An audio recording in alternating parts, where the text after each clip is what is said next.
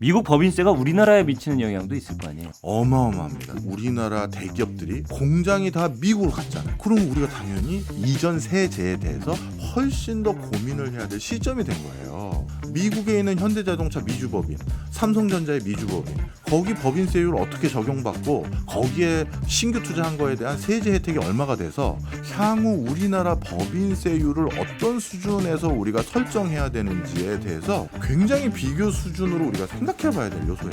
지금 세금을 징수하는 펀더멘탈에 큰 자칫 잘못하면 구멍이 뚫리기 시작한 징후가 있는 거예요. 게스트가 묻고 진행자가 답하는 역시나 박정호 시간입니다. 오늘도 저 아나운서 오승훈이 질문하고 박정호 교수가 답하겠습니다.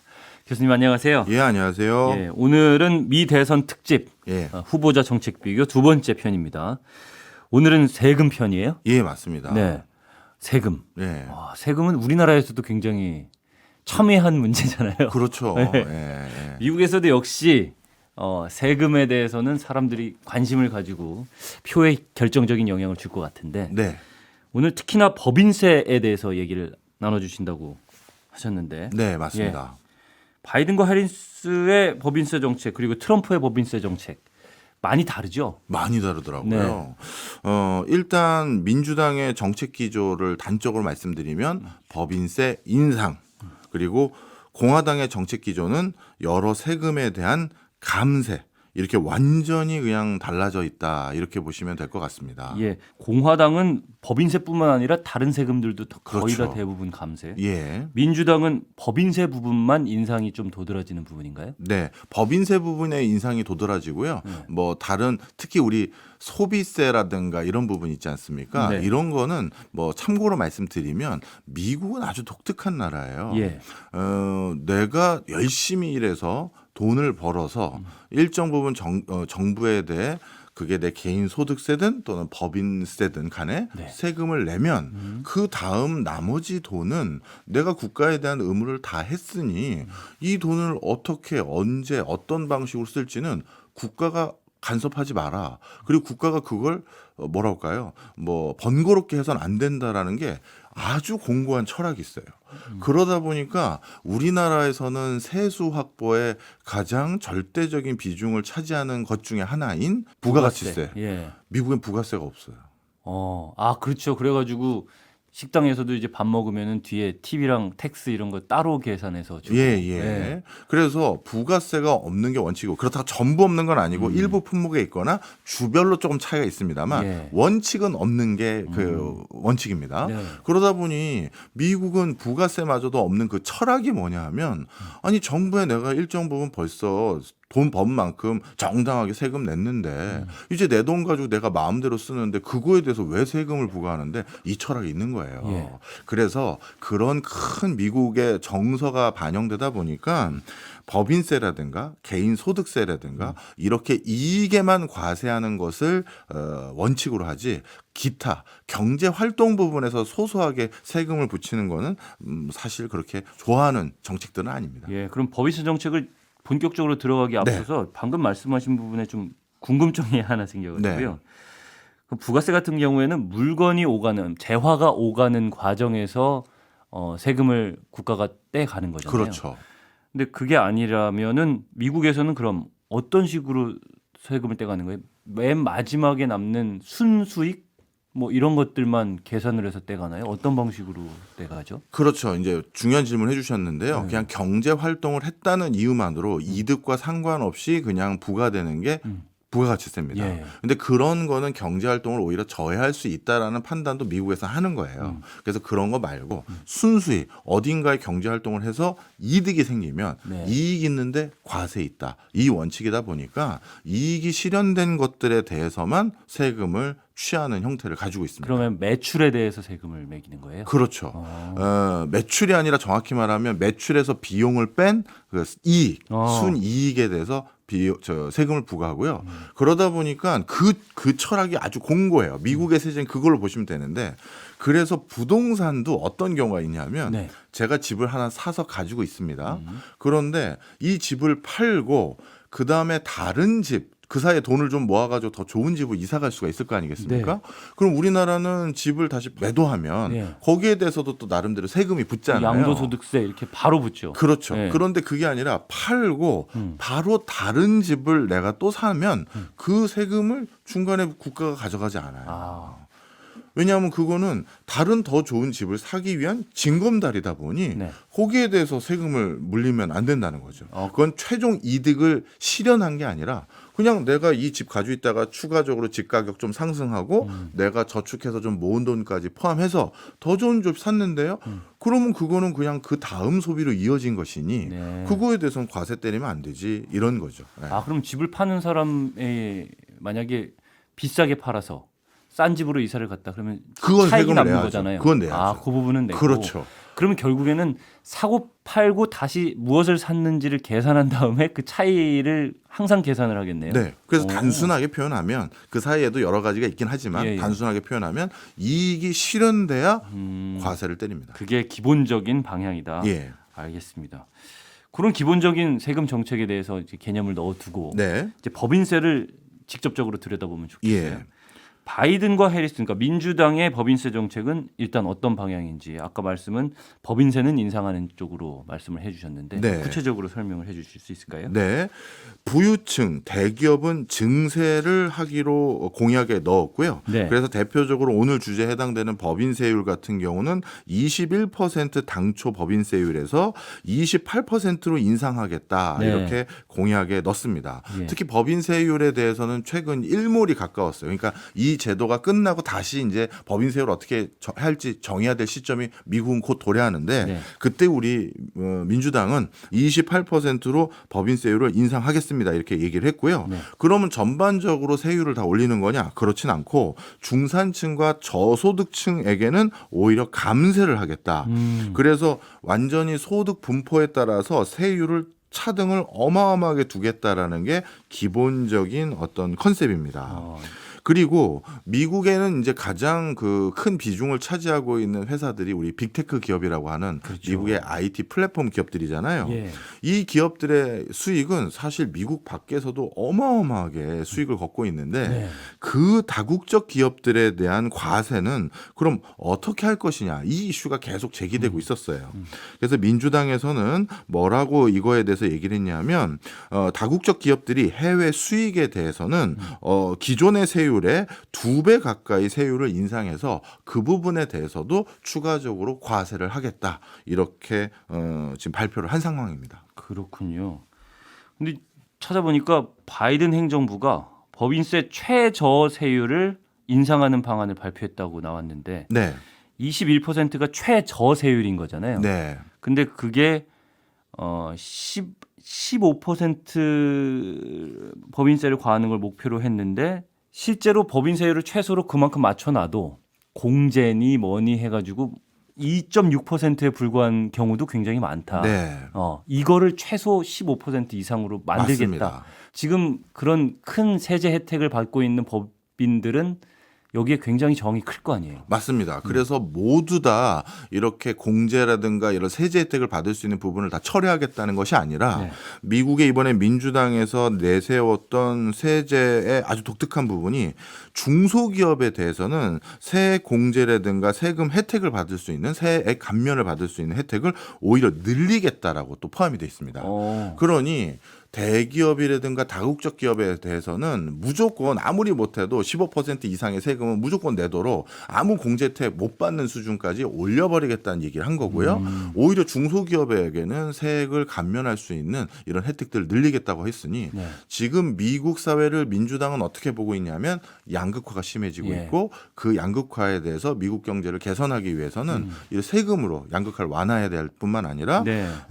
실업이 지금 자꾸 떨어지고 있고 소득이 지금 줄어들고 있는 상황에서 이런 중산층이나 중소기업들의 실질적인 세금 징수 금액을 줄여서 어떻게든 소비할 수 있게끔 더 기회를 드리겠다. 이런 논조라고 보면 되실 것 같아요.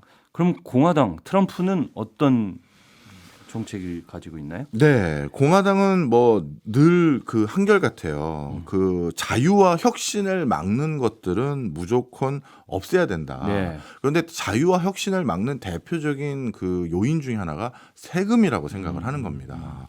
이 세금을 피하기 위해서 해외로 뭐 주 사무소를 이전하거나 아니면 다국적 국적을 갖게 되거나 이런 것들이 일어나지 않냐. 그러니 이번에도 미국에서 견실한 잉여 자금을 가진 사람들이 미국 내에서 재투자를 할 수 있도록 만들어주자라는 논조가 제일 강한 것 같아요. 예. 그래서 첫 번째 논조는 네. 감세입니다.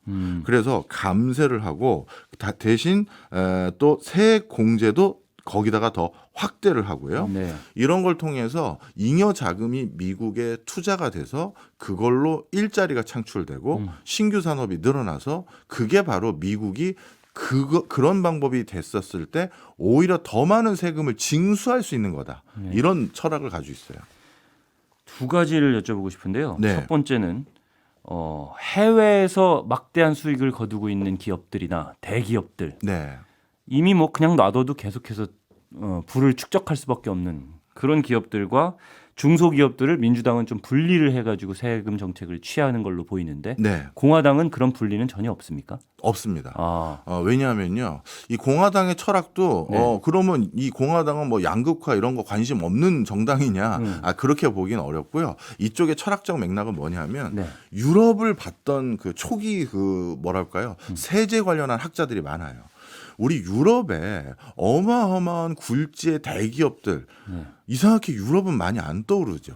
왜냐하면 미국 하면 뭐 우리 록펠러부터 해서 카네기 옛날부터 최근에 미국의 빅테크 기업까지 네. 굴지의 대기업 하면 다 떠오르는데 유럽 그러면 자동차 몇 개 기업하고 뭐 이런 거 빼고는 거기는 뭐 예를 들어서 소매 판매업에 무슨 대기업이 있지? 그리고 무슨 IT에는 무슨 대기업이 있지? 이 잘 안 떠올라요. 네. 그 이유가 유럽은 세금에 대해서 세율이 엄청 비싸다 보니까 그리고 앞서 말씀드렸던 미국의 민주당 같이 일정 규모 이상으로 올라간 기업들에 대해서는 중과세를 때리는 걸 유럽이 많이 했거든요. 누진세 같이. 그렇죠. 네. 그랬더니 유럽의 큰 기업들이 어떤 일을 선택했냐면 유한회사나 네. 이런 걸 자꾸 만드는 거예요. 주식회사가 돼서 상장해서 굉장히 큰 회사로 점점 회사를 번창하게 돼봤자 나에게 떨어지는 게 각종 규제에다가 각종 세금만 잔뜩 내더라. 네. 그래서 어떻게 되는 경우가 많으냐 하면요. 오스트리아라든가 몇 개 나라들 같은 경우는 제가 예를 들어서 오스트리아의 월마트 같은 걸 하는 어떤 큰 편의 체인점을 아니면 대형마트를 하고 싶은 어떤 CEO라고 가정해 보겠습니다. 그러셔도 손색이 없습니다. 고맙습니다. 그러고 싶네요. 그런데 제가 서울에 지점을 뭐 대형마트를 한 7개 냈어요. 네. 그리고 나서 딱 매출을 찍어봤더니 이거 조만간 내가 일정 규모 이상의 기업군으로 딱 분류되게 생겼네. 네네. 그러면 그 7개의 마트는 제가 A라는 법인으로 하고 나머지 추가로 마트를 만들 땐 다른 법인을 설립해버려요. 그래서 계속 어찌 보면 우리 기준으로 따지면 뭐 그 나라들이 중소기업이라는 표현을 쓰진 않습니다만 네. 우리 기준으로 따지면 중소기업을 중견기업으로 만들고 그 중견기업을 더 키워서 대기업으로 가려는 그 행보를 걸어가는 게 아니라 중소기업들을 몇십 개씩 만드는 독특한 사람들이 생긴 거예요. 네네. 자, 다시 미국 얘기로 돌아와서 이거 봐라. 중소기업만 지원하고 중소기업 아닌 데는 과세 때린다고 하니 이것도 조세를 회피하기 위해서 전부 이상한 중소기업들만 옹기종기 이렇게 만들어내니 이게 국가 발전에 뭔 기여가 되는 거니. 그러니 중소기업만 세제 혜택 준다고 하면 그거 받으려고 이런 꼼수들이 또 생긴다. 그래서 우리는 그냥 불필요한 규제나 불필요한 지원 이런 걸 했다가는 오히려 시장을 교란하는 일이고 네. 전부 세금을 웬만하면 안 매기겠다. 그럼 그 남는 돈으로 그 기업가 정신 충만한 사람들이 할 게 뭐냐? 또 나 투자해야지. 나 또 회사 키워야지. 이런 생각 가져서 그걸로 일자리 생기고 네. 그렇게 돈을 더 벌면 세율은 낮출지언정 매출이 커지고 그걸로 인해서 이익이 더 커지면 세액 징수되는 거 더 커질 수 있다. 이게 공화당의 철학인 거예요. 뭐가 맞아 보이세요? 제가 오늘 변호사님 오신다고 해서 세법도 중요한 법률 체계니까 예. 우리 잘 오승훈 모릅니다. 아나운서가 그 미국의 시민권자가 됐다. 그러면 민주당의 공약과 공화당의 공약 어느 게 더 그럴듯해 보이세요? 전 이거는 뭐 이념이나 가치관의 차이가 들어갈 수밖에 없는 문제 같아요. 예. 제 생각은 나중에 말씀드리거나 하도록 하고 노련한 방송인인 걸로 아니, 근데 알겠습니다. 일단은 말씀하신 것에 좀 궁금한 점이 있는데 네. 대기업 하나가 큰 대기업 하나로 만드는 것과 네. 여러 가지의 중소기업을 만들어서 규모가 비슷해진다면 합한 것이 예. 그러면 꼭 대기업 쪽으로 넘어가야 국가 경제에 도움이 되는 것인가 하는 질문이 떠오르는데요. 이것도 정말 중요한 질문을 예. 해주셨습니다. 그거는 업종마다 정답이 다릅니다. 예. 아주 니치 마켓에서 네. 소부장 기업이라고 하는 전 세계에서 이 정도 정밀도로 아주 미묘하게 이렇게 열 처리, 표면 처리, 뭐 미세 가공을 할 수 있는 이런 경제 이런 어떤 회사가 있다고 쳐봐요. 예. 그거는 전 세계에서 그 정도로 마무리 공정을 해야 될 물건들이 많지 않거든요. 그런데 그런 회사는 태생적으로 대기업이 될 수가 없어요. 예, 그렇죠. 그렇지만 그런 아주 정밀 공업을 하는 회사들이 어느 국가에 튼실하게 많이 있다면 그런 게 필요할 때는 정말 적재적소에 그걸 활용할 수가 있거든요. 그러니 그런 인더스트리에서는 어찌 보면 당연히 중소기업이 여러 개 있는 게 태생적으로 자연스러울 수도 있고 그게 더 적합할 수도 있어요. 그런데 플랫폼 기업이다. 그럼 플랫폼 기업이 계속 중소기업으로 남아있다? 이건 플랫폼이 벌써 아니라는 얘기랑 똑같거든요. 자동차 기업이 중소기업이다? 네. 그러면 이거는 수제 자동차 만들어서 한정적인 니즈를 가진 사람에게 고급 자동차를 판매하거나 아니면 아주 독특한 특장 자동차를 판매하는 회사들은 생길 수 있을지언정 그게 글로벌 브랜드를 가지고 가격 경쟁력과 기술 표준을 리드하는 그런 회사는 못 되거든요. 예. 그래서 이 업종에 따라 다르고요. 그러다 보니 어느 업종이 그 국가의 주력 산업이냐 이게 굉장히 중요한 요소일 거예요. 그러니까 규모의 경제가 가장 큰 이슈가 되는 그런 업종들이 따로 있고 그런 업종들은 대기업으로 발전을 시키는 것이 국가 경제에도 더 도움이 된다. 네. 이런 말씀을 해주신 것 같고 아까 제가 두 가지 떠오른다고 했던 것 중에 두 번째는 네. 공화당 같은 경우에는 그러면 해외에서 막 수입을 많이 걷어들이고 있는 대기업들이 있을 거 아니에요. 네. 예.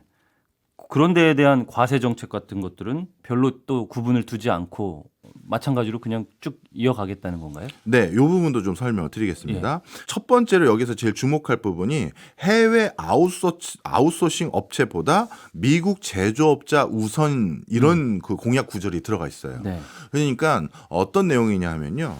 공화당도 민주당도 모두 일자리를 지금 더 많이 창출하는데 기여하겠습니다가 유권자의 표심을 얻기 위한 가장 중요한 포석이거든요. 그런데 공화당은 그러면 뭐 민주당처럼 예를 들어서 직접적인 세금 감면하고 내가 세금으로 뜯기는 돈이 네. 적다 해서 민주당 찍어야지 이런 생각 가질 수 있는 맥락이 유권자에 있을 때 공화당은 어떻게 하겠느냐.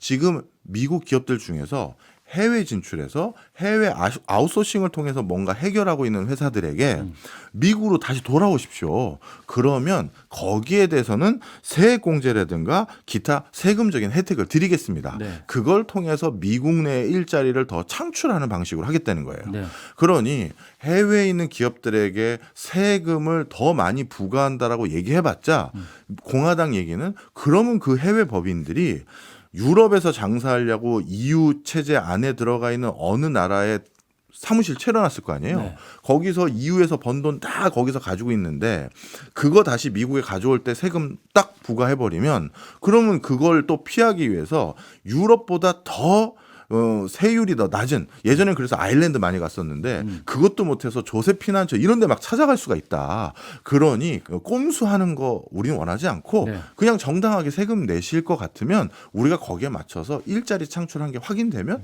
세액공제나 이런 세금을 다시 줄여주는 그걸로 다시 환급해 드릴게요. 이런 걸 하겠다는 게 공화당의 취지입니다. 제조업 분야에서는 그게 또 제조업에 종사하시는 사람들에게는 뭐라 그럴까요? 그 정책이 좀 먹히는 정책이라기 될 수 있을 것 같은데 글로벌 IT 기업 같은 경우에는 해외에서 수익은 많이 있는데 미국 내 일자리가 늘어나는 형식은 아니잖아요. 네. 그런 부분에 대해서는 뭐 별도로 따로 세금 정책을 따로 가져가거나 이런 건 없나요?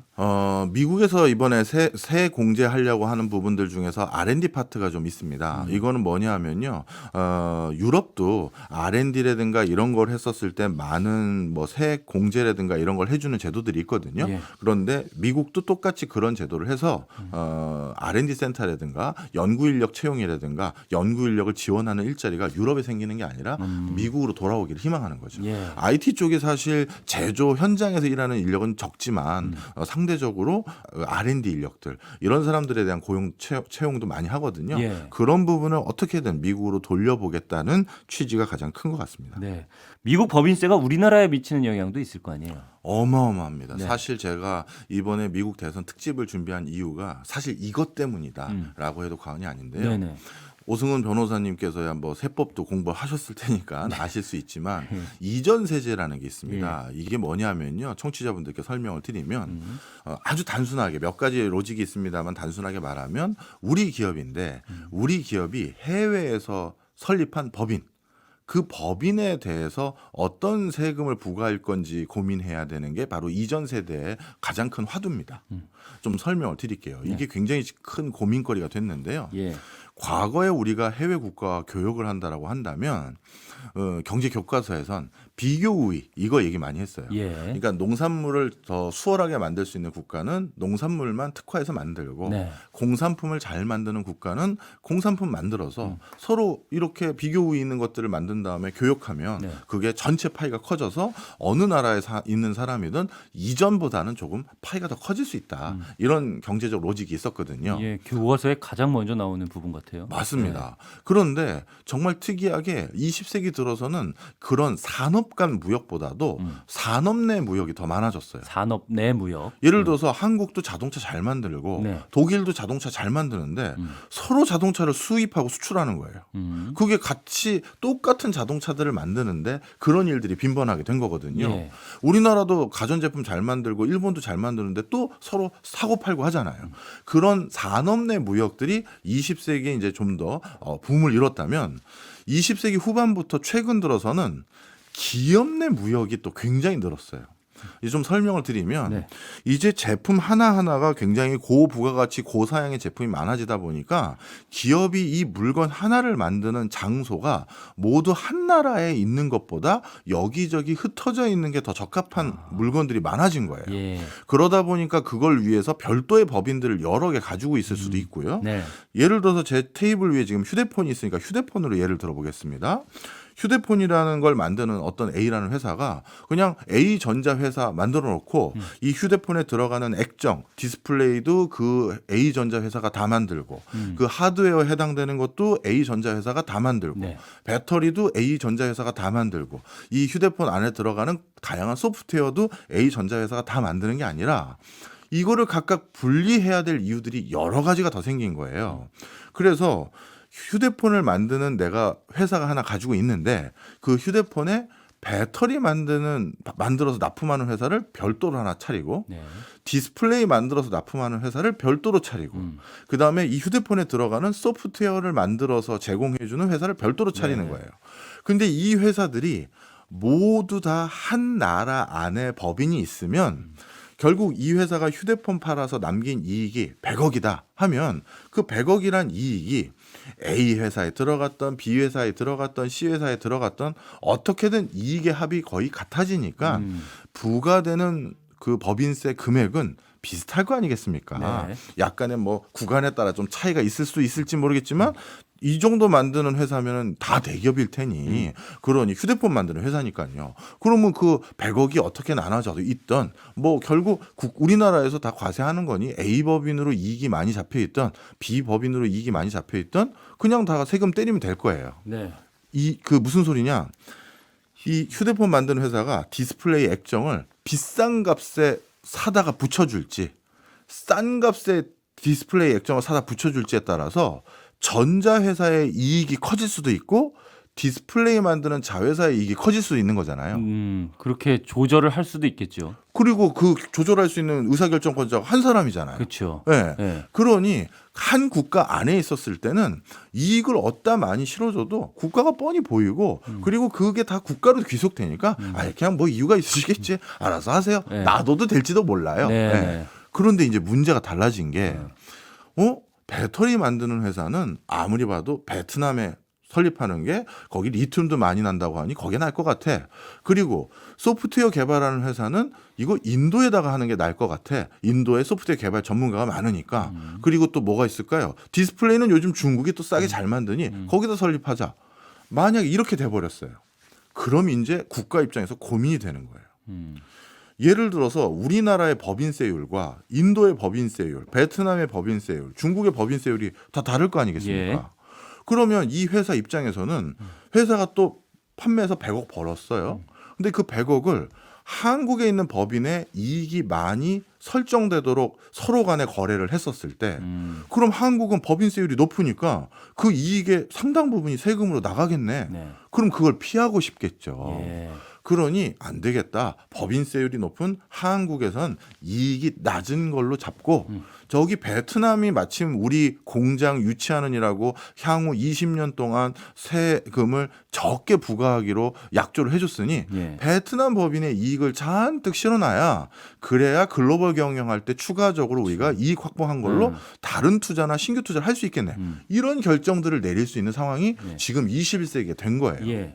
그러다 보니까 우리 그 국세청도 이전 세제라는 이 개념을 도입해서 해외 법인에 대해서도 과세를 공정하게 부과할 수 있는 기준들을 지금 마련해 놓고 있는 상황이거든요. 그러니까 이전 세제라는 것이 방금 말씀하신 그 예시에서 들어보면 베트남에 있는 자회사 기업이 돈을 많이 벌었을 때 그것을 다시 본사가 있는 한국으로 수익을 가져오려고 할 때 그 수익에 대한 세금을 다시 붙이는 부분 이게 이전 세제인 거죠. 가져올 수도 있지만 예를 들어 이렇게 더 이해하시면 쉬우실 거예요. 아마 이게 많은 청취자분들도 이전 세제가 뭐지 처음 듣는 분들이 많아서 근데 저는 요즘 우리 한국 사회에서 우리 정부에서 가장 고민해야 될 게 이거라고 얘기를 드리는데 네.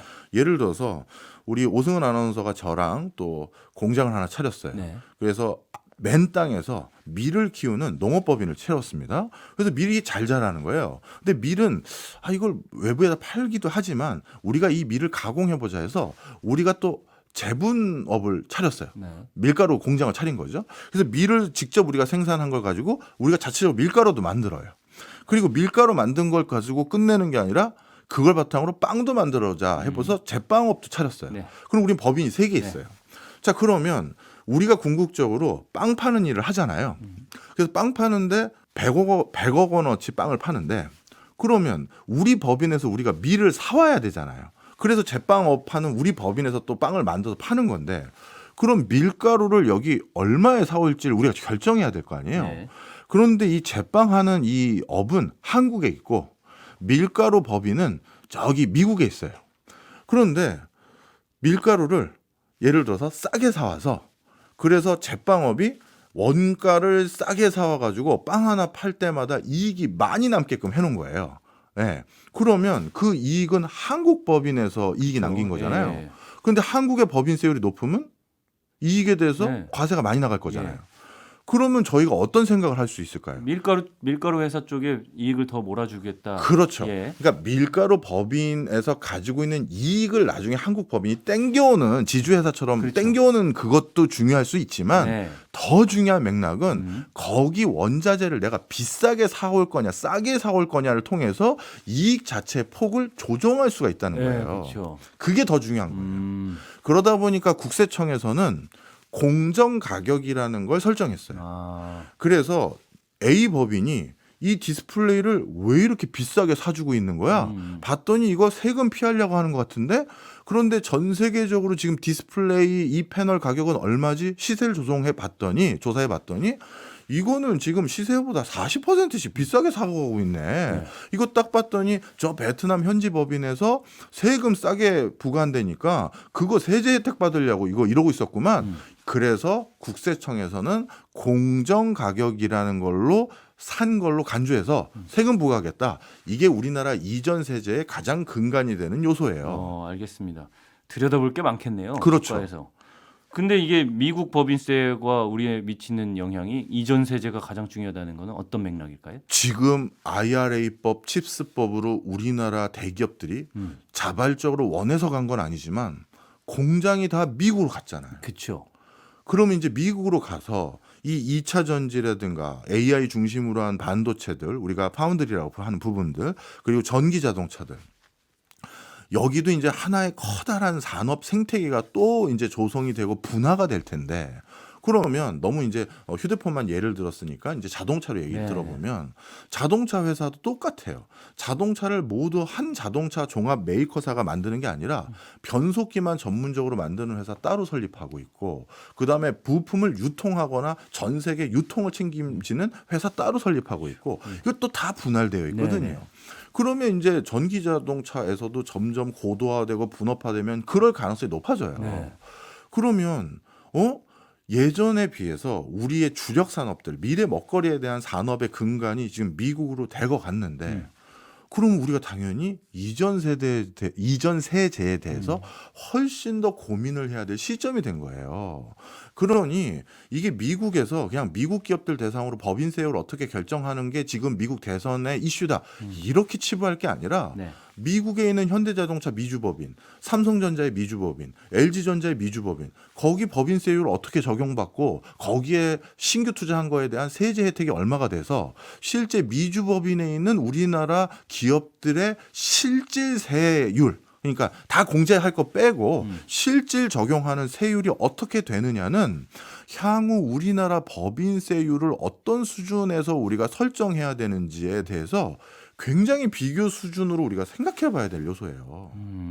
안 그러면 기업들이 제가 모든 기업이 그렇다고 지금 음해하는 거 아닙니다. 기업들이 적지 않은 이득을 차라리 미국에 놔두자. 예. 그래서 미국에서 그걸로 재투자해서 가장 큰 소비 시장이 있는 거기에서 또 투자하면 또 세액공제 또 받는다며. 그렇게 돼버리면 우리나라 지금도 세수가 결손돼서 국가가 지금 마통을 개설해야 된다, 한국은행에 이러고 있는 상황이잖아요.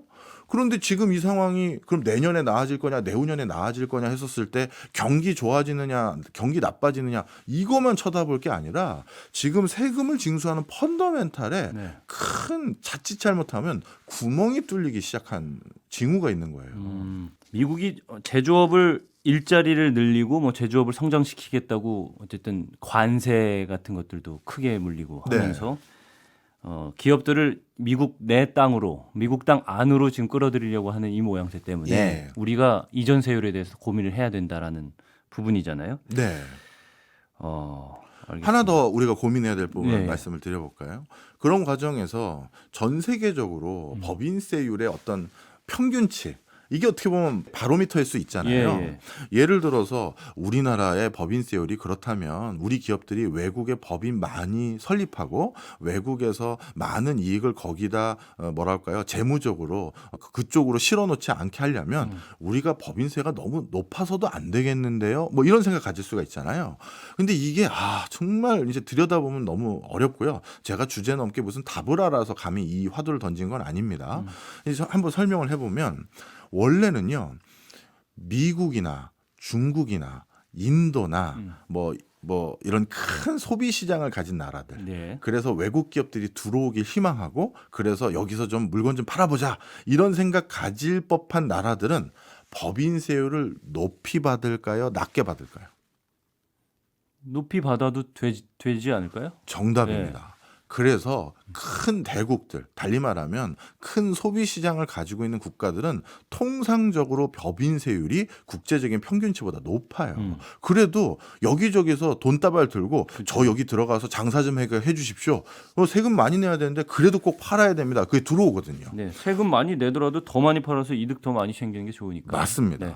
그런데 그러면 만약에 그 내수 소비 시장이 작고 별다른 산업적인 매력도가 떨어지는 그런 국가들은 그나마 세금이라도 엄청 깎아줘야 네. 그래야 다국적 기업들이 거기 가서 공장 짓고 그리고 뭐 그 해외 법인 거기 설립하고 그래서 일자리 창출에도 조금이라도 기여해 줄 거 아니겠어요.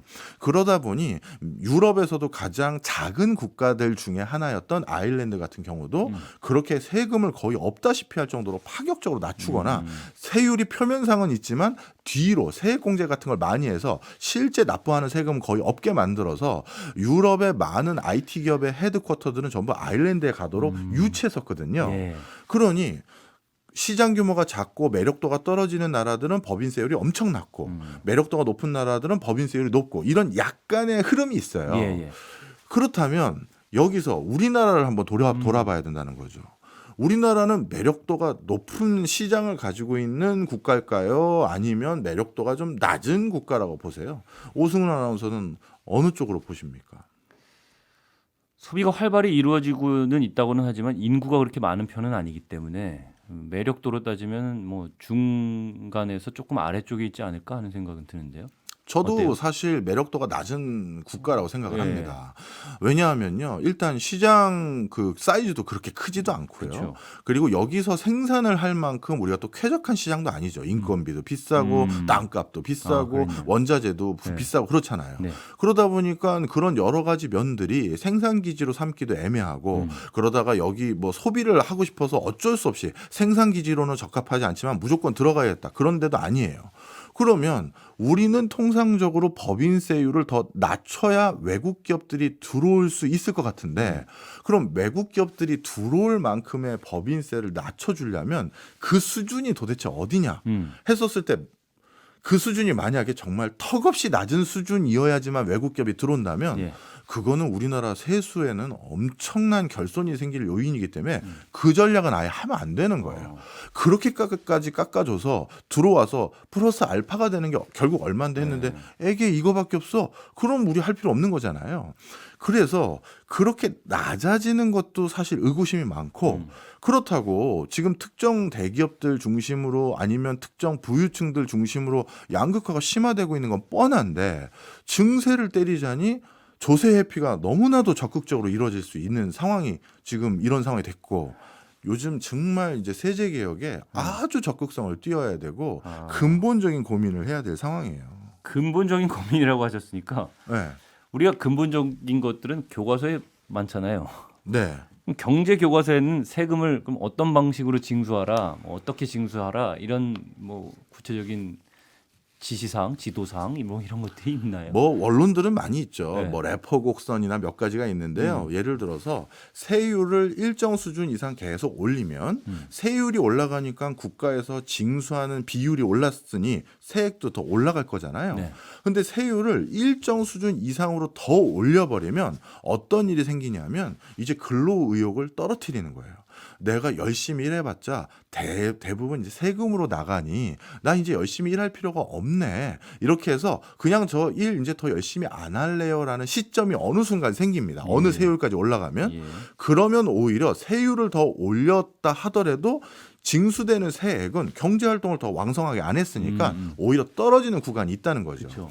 그래서 세율의 적정선이라는 건 이렇게 정상적인 근로 의욕을 떨어뜨리기 전까지는 올릴 수 있을지언정 그게 떨어지는 수준까지 더 올리면 안 된다 이렇게 했는데 지금은 그 정상적인 근로 의욕을 단순히 국내의 세율만 가지고 봐야 될 시점이 아니라 미국의 세율도 봤더니 미국에서 하는 게 낫겠는데 하면서 중간에 근로 이탈할 수가 있다라는 거예요. 그러다 보니 지금은 그런 경제 원론에서 나오는 그런 요인들을 추가적인 변수로 같이 고민해야 된다. 이인 거죠. 교과서가 계속 업데이트되거나 이러진 않고 원론에 머물러 있나요? 교과서들은? 뭐 교과서는 말 그대로 원론을 제시하는 걸 뿐이고요. 이게 여러 가지 실제 현장에서는 현실 사회에서는 이걸 어떻게 또 추가적으로 우리가 보완해야 될지 고민을 많이 해야 되는 시점인 거죠. 알겠습니다. 우리나라 법인세에 대해서 기사가 나왔는데 네. 예. 감소했다 그러더라고요. 9조 원 넘게. 네. 1월부터 8월까지만 해도. 네. 작년도 세수가 법인세 때문에 감소했다라고 나왔고 올해도 같은 기사가 또 나왔습니다. 네. 우리 세금 정책의 방향은 또 어떻게 가야 될지 이 부분도 살짝 얘기해 주시면 좋을 것 같은데. 네, 여기서도 또 중요한 이슈가 있습니다. 그래서 우리나라에서도 지금 우리 기업들뿐만 아니라 우리 기업들도 신규 투자를 뭐 적극적으로 하는 기업들이 그렇게 많아 보이지 않았어요. 게다가 또 우리 좋은 일자리 창출이 많아져야 되잖아요. 지금 민주당도 사실 공화당도 이 세율을 어떻게 결정하느냐의 궁극적인 목적, 그게 좋은 일자리, 중산층 많이 만들고 그게 목적이었거든요. 예. 아까 그래서 중소기업은 오히려 지원하겠다가 민주당이었고, 그리고 공화당은 그렇게 하면 이상한 대기업 안 생기고 이상한 중소기업들만 여러 개 생긴다. 뭐 이런 그 철학적 근거도 있었잖아요. 그러면 민주당은 중산층을 직접 지원하는 방향, 네. 그다음에 공화당은 낙수 효과로 지원하는 방향, 뭐 이런 방식인 거죠. 그렇죠. 네. 근데 우리나라는 지금 추가적으로 70년대, 80년대, 뭐 90년대까지 해서 그때 생긴 대기업 말고 추가로 대기업군으로 분류되는 회사들이 더 왕성하게 많이 생기고 있나요? 아니잖아요. 그럼 공화당이 추진했던 뭔가 중소기업들 그대로 놔뒀더니 중견기업 되고 중견기업 그대로 놔뒀더니 자유롭게 경영활동했더니 대기업이 되더라. 그 판이 아닌 것 같은 모습도 있거든요. 예.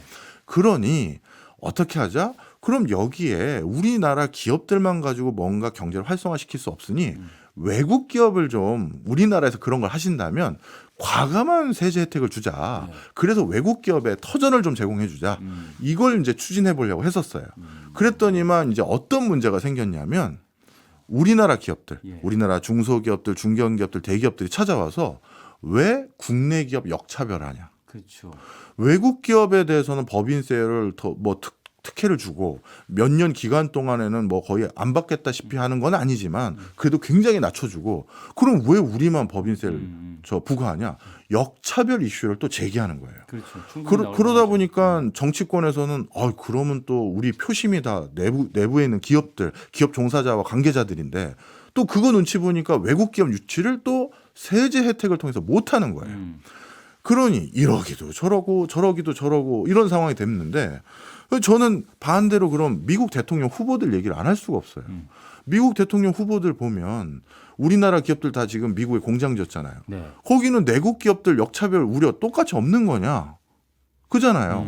거기서는 하는데 우리는 이 내국 기업들 역차별 이슈 무서워서 또 못하는 부분이 있고, 도대체 저기에서는 하는데 우리가 못하는 이유가 이게 완전히 유권자들에 대한 표심 때문이라고 저는 그렇게만 보기도 좀 어려워요.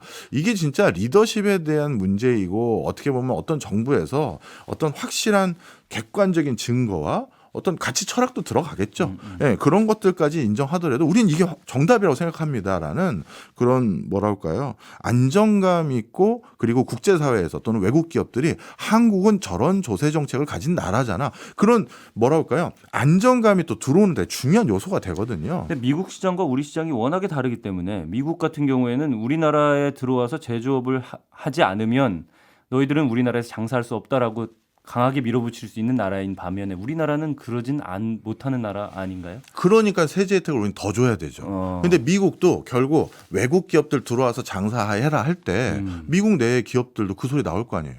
왜 외국 기업들 유치할 때만 세제 혜택 주고 우리가 신규 투자할 때는 그 정도는 왜 안 줍니까? 그랬을 때 똑같이 역차별 얘기가 나오잖아요. 그렇죠. 예. 아, 자, 그래서 요지입니다. 지금 올해 우리나라에서 가장 큰 이슈 중에 하나가 뭐 지금 세수가 결손이 됐다. 말 그대로 세금 제대로 못 걷었다. 네.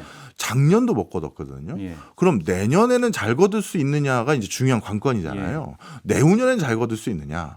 뭐 경기 때문이다. 뭐 요즘 경기가 안 좋지 않냐. 이런 얘기만 할 게 아니라는 거예요. 지금 우리가 모르는 사이에서 구멍이 뻥 뚫린 게 있고요. 네. 그다음에 오늘 시간 관계상 또 많이 못했는데 하나 또 그래도 아까 교수님께서 말씀하시기를 국세청에서 공정 가격으로 외국에서 비싸게 사온 거는 오히려 이거 왜 이렇게 비싸게 사왔어요? 싸게 사온 걸로 해서 너희 실제 이득은 이거니 거기에 맞게끔 과세 때리겠습니다. 이 제도 있다고 하셨잖아요. 예. 근데 이게 조세 저항을 엄청나게 불러일으킬 수가 있어요. 왜냐하면 지금 많은 우리나라 초부가가치가 있는 기업들의 가장 큰 부가가치 요인은 유형자산이 아니라 무형자산이에요. 예. 특허로 나오는 로열티라든가 브랜드라든가 이런 부분이거든요. 우리가 구글 하나를 만약에 오세훈 아나운서랑 저랑 인수한다고 했었을 때 구글 사오려면 구글 우리 기업 사올 때 돈을 줘야 되잖아요. 그럼 구글의 본사 건물 얼마 시세 쳐야 되고 구글이 가지고 있는 공장 건물 얼마 이거 시세 쳐야 되는데 구글에서 그거는 비중이 약하고요. 구글 사올 때 우리가 돈을 가장 많이 내야 될 부분은 구글이 가지고 있는 특허, 구글이 가지고 있는 브랜드, 이 무형 자산이 90%가 넘어요. 근데 이런 무형 자산은 공정 가격이 없어요. 네. 특허 무형 자산은 배타적인 거기 때문에 나만 있는 거거든요. 그렇죠. 그런데 국세청에서 이거의 공정 가격을 뭘 가지고 부과하겠다는 거냐? 기업 입장에선 당연히 클레임이 갈 수밖에 없는 거예요. 그러면 이런 것들에 대해서 조세 객관성에 대해서 시시비비가 일어날 수밖에 없고 그렇다면 기업 입장에선 당연히 그럼 여기서 우리 과세 안 하고요. 그냥 우리는 더 교묘한 방법으로 해외에서 이렇게 비즈니스 하겠습니다. 이렇게 나올 수도 있는 거예요. 세수 감소에 있어서 법인세가 굉장히 가장 중요한 부분으로 떠오르고 있는데 법인세를 어떻게 다루느냐에 따라서 네. 조세 저항에 부딪힐지 아니면 국가의 어떤 수입이 더 안정적으로 유지될지가 결정될 것 같은데 네. 기업들보다 국가가 더 똑똑해져야 되겠다라는 생각이 가장 먼저 드네요. 국가도 똑똑해져야죠. 네. 오늘 어려운 화두를 던진 것 같습니다. 근데 너무 중요해서 예. 성경제 아니면 이런 거 다루는 데가 없어요. 이거 성경제니까 하는 거지. 이게 우리가 사부작으로 했는데 네. 요거 나중에 일단 사부작을 마친 다음에 법인세 얘기, 네. 세금 얘기를 다시 한번 더 다루는 좋죠. 시간이 있었으면 좋겠다는 좋습니다. 생각이 듭니다. 네. 오늘 시간이 다 돼서 저는 여기서 마치겠고요. 네. 지금까지 오승훈 아나운서였습니다. 고맙습니다. 감사합니다.